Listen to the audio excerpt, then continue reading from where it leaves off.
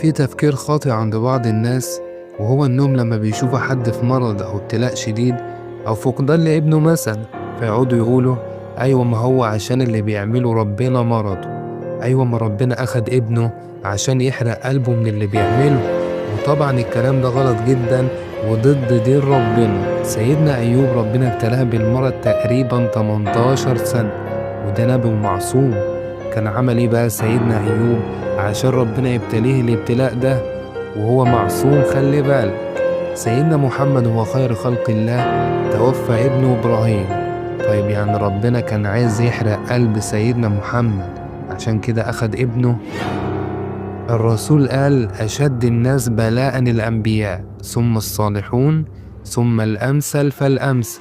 يعني مش لازم يكون الإنسان عمل حاجة وحش عشان ربنا يبتليه، لكن الابتلاء ده بيكون لحكمة يعلمها الله. فأنت ما ينفعش تقعد تقول أي كلام وتردده وخلاص وهو كله غلط. فهمت ازاي؟ أم حسبتم أن تدخلوا الجنة ولما يأتكم مثل الذين خلوا من قبلكم مستهم البأساء والضراء